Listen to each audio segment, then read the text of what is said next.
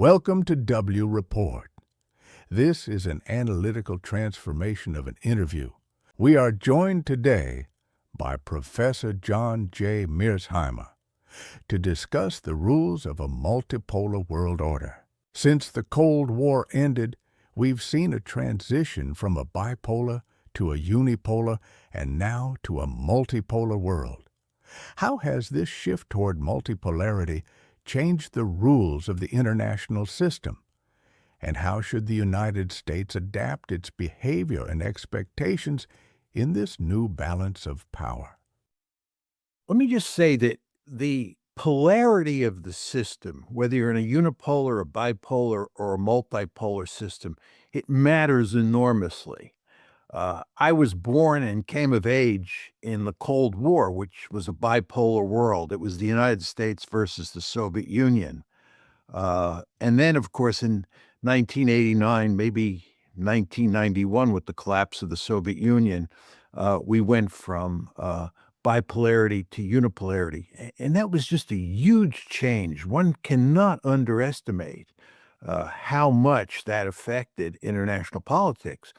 And I would note that one of the problems is that most people today who are involved in the policy process or involved as commentators came of age during the unipolar moment, not during the bipolar moment or the bipolar era of the Cold War.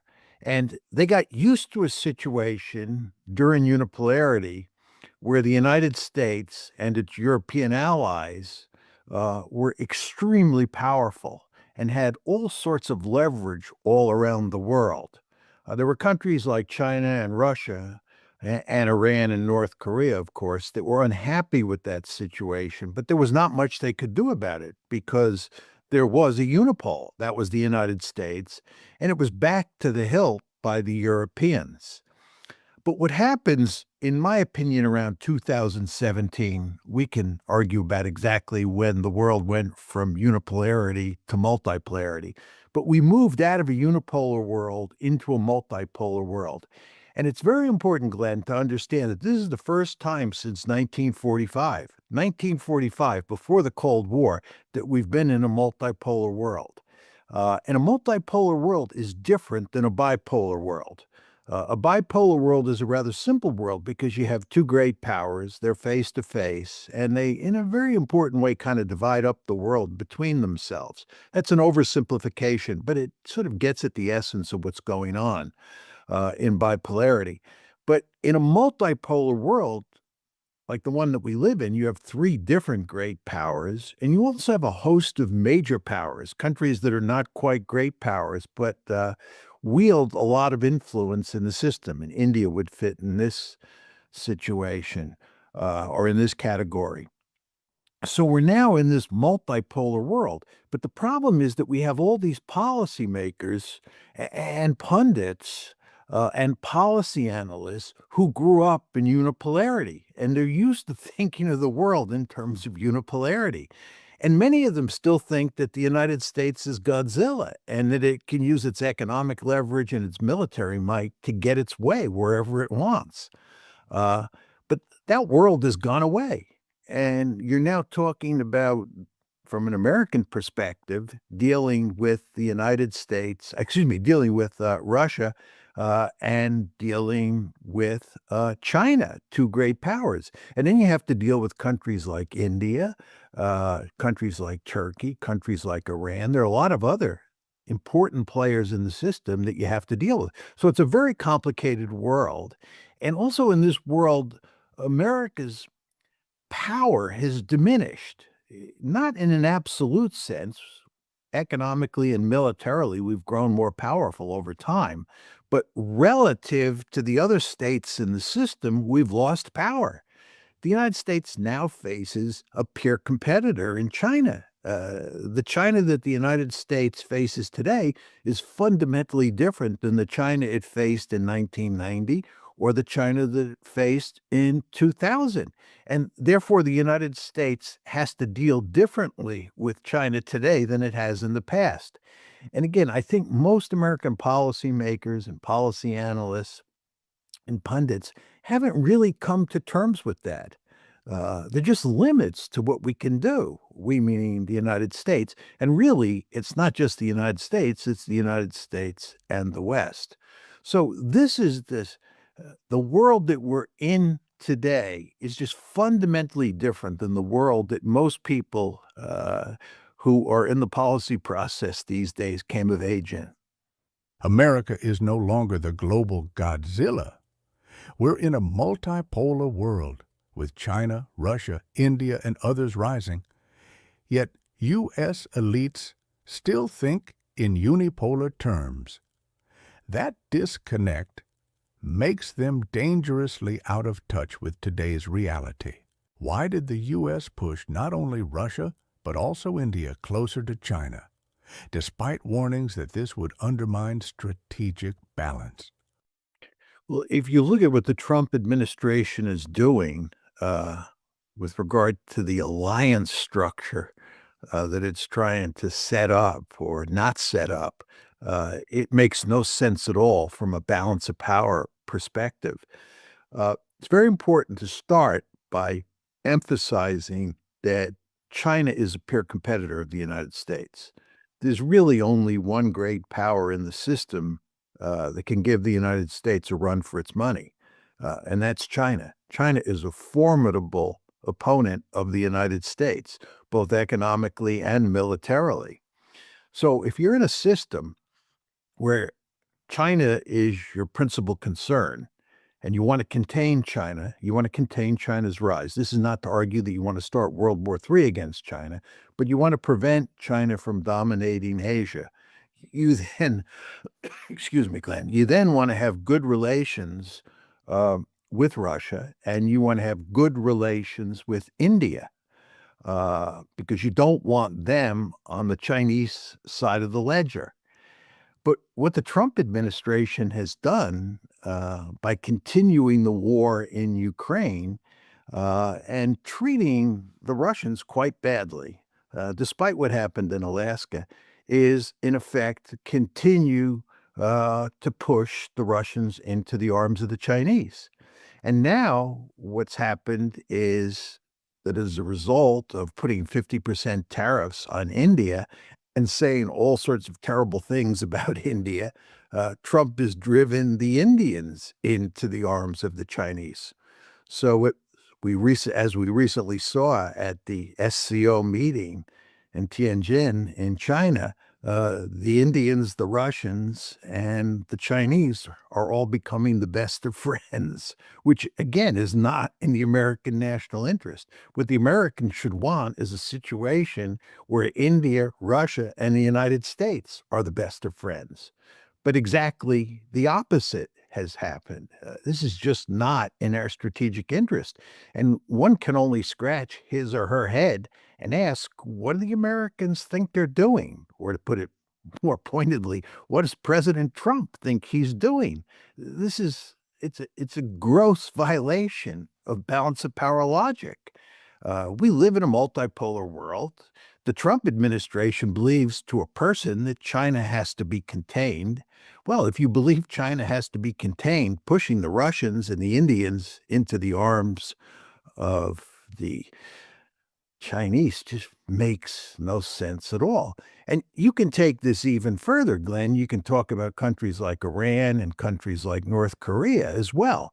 What we see happening here is that the Russians, the Chinese, the North Koreans, and the Iranians have all come together to, in effect, balance against the United States.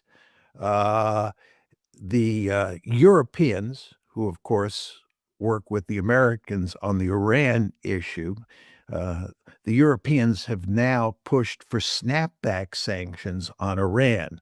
Uh, as you know, with the JCPOA, the agreement between Iran and the United States, China, Russia, Germany, France, and Britain, that JCPOA agreement in 2015, we took sanctions, all sorts of sanctions, off of Iran. Uh, Most in theory, not in practice. But anyway, the argument was that if one member of that group decided to put snapback sanctions, to put the sanctions back on Iran, everybody would go along with that. Well, the Europeans want to put snapback sanctions. They want to put the sanctions back on Iran. And the Russian foreign minister, Chinese foreign minister, and the Iranian foreign minister have just issued a statement saying they consider these snapback sanctions illegal, wrong, and counterproductive, and they're not going to pay any attention to them. So what you see here is that that unified front to prevent Iran from acquiring nuclear weapons in 2015 has broken down. And the Iranians, the Russians, and the Chinese are working together. And in fact, the Russians and the Chinese are helping the Iranians build up their defenses for another possible attack from Israel and the United States. So, if anything, U.S. Iranian relations have deteriorated, making it more difficult to prevent Iran from acquiring nuclear weapons and making it more likely that the United States will end up attacking Iran again, which is not in our national interest. We should have good relations with Iran. We should be going to great lengths to get help from the Russians and the Chinese to prevent Iran from getting nuclear weapons. But instead, we're cutting in the other direction, and we're pushing the Iranians, the Chinese, the Russians, and the North Koreans together. And of course, just a word or two about the North Koreans. If you noticed, when they just had this big celebration this past week in Beijing, celebrating the end of World War II in Asia, North Korea's leader, China's leader, and Russia's leader, they were all there together, arm in arm, celebrating the victory. So you can see very clearly what's happened here. We've driven these four countries, China, Russia, Iran, and North Korea, closer together, which is not in our interest. And now we've pushed the Indians into that same uh, uh, arrangement, into that same coalition. This makes absolutely no sense from an American point of view. Why does the U.S. still think in terms of blocs and rivalry when Russia, India, and Iran are not joining China to oppose America, but rather seeking independence from U.S. hegemony? Does Trump understand that difference? Before I answer that question, Glenn, let me just make one quick comment on what you said about our policies, American policies or Western policies during unipolarity and what they mean for the multipolar world we're now in. I think the best example of a foolish policy during unipolarity that's come back to bite us in multipolarity is NATO expansion, especially NATO expansion into Ukraine. As you know very, very well, in April 2008, we made the decision, the West made the decision, NATO made the decision to bring Ukraine into NATO. And we've doubled down on that decision at every point since then. And the consequences here are just disastrous for all concerned, as you were pointing out. But we had a great deal of hubris during the unipolar moment. And this is more true of the United States than it was of the Europeans. But the Europeans were willing to go along with the United States. This was especially true of the British. And we collectively thought that we could run the world, that we had the wind at our back. And if other countries didn't like it, we would just shove things down their throat. This is how we approach NATO expansion. We understood from the get-go that the Russians were opposed to NATO expansion. But in 1999, we shoved it down their throat. In 2004, we shoved the second big tranche down their throat. And then we thought we could shove the third big tranche, which would include Ukraine and Georgia, down their throat in April of 2008. And of course, it didn't work out, and it is made for a terrible situation. One could argue a catastrophic situation in Europe in the multipolar era. But I just wanted to sort of add to what you said. All right, on Trump, a very interesting question. You want to remember, when Trump comes into office, this is January 2017, his administration, in the very first year they are in power, introduces the word multipolarity into the national security dialogue in the United States. The word multipolarity is not present in the Obama administration. Um, it's President Trump who talks about multipolarity, and they talk about the Chinese and the Russians as the other two great powers. Furthermore, Trump, when he comes into office, abandons engagement with China, which was a very liberal policy designed to make China rich and turn it into a liberal democracy on the assumption we would all live happily ever after. It's Trump who ends engagement and adopts containment in this multipolar world, as his administration describes it. Furthermore, as you remember, Trump wanted to have good relations with Russia, with Putin. And if he had succeeded at that, and we had had no NATO expansion into Ukraine, the United States and Russia would have much better relations today than exists. Now, what happened? What happened is that as a result of Russiagate and the power of the deep state, Trump ended up being every bit as antagonistic towards the Russians as his predecessors and his successors. And as we all know, he was the first president to provide offensive arms to the Ukrainians. So, what happened with the coming of President Trump to the White House in January 2017 is that we, in a very conspicuous way, moved into a multipolar world, number one. Number two, we put a great deal of emphasis on containing China and abandoning engagement. But with regard to Russia, we continued to push the Ukraine situation to the point where it was guaranteed that the Russians were going to end up allied with the Chinese, which didn't make any sense. So that's the first Trump administration. Then we get the second Trump administration, which of course starts on January 20th of this year. We're clearly in a multipolar world now. There's just no doubt about that. And Trump is interested in containing China, apparently. And it looks like he's interested in improving relations with Putin and with Russia more generally. He looks like in the beginning that he's interested in doing, in his second administration vis-a-vis Russia, what he was unable to do in his first administration. But it doesn't work.